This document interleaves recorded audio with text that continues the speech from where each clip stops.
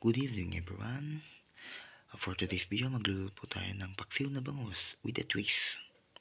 Ipagihanda lang natin yung karne ng baboy, kamatis, sibuyas, bawang, at tuya at ang special na bangus from Pasig River.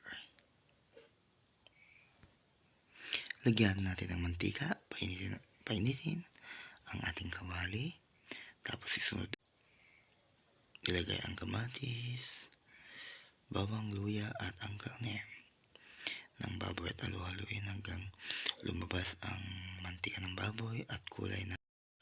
Pag lumabas ang aroma at kulay ng kamatis, ilagay natin ang ating special na bangus. Ipantay-pantay lang natin to hanggang tansyahan natin ng paminta. Tansya na lang mga kaibigan kasi hindi tayo nagkaroon eh. Ganyan tayong mga magluluto. Tansya ng paminta, lagyan ng konting magic sarap.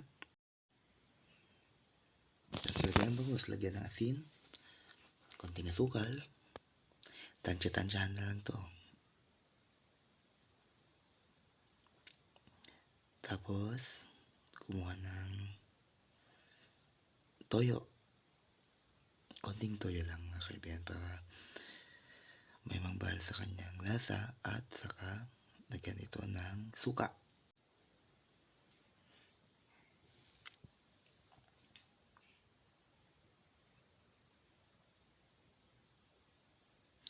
Lagyan dito ng isang tasang tubig para maluto ang isda. Pagkatapos, lagyan ng suka. Konti lang po para may pang-asim lang kasi maasim naman na ang kamatis.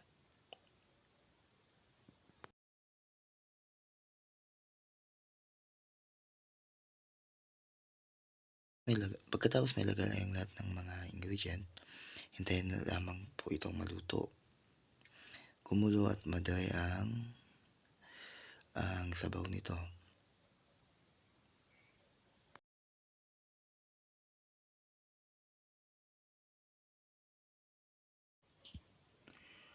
Takpan na maluto ng kalahating oras.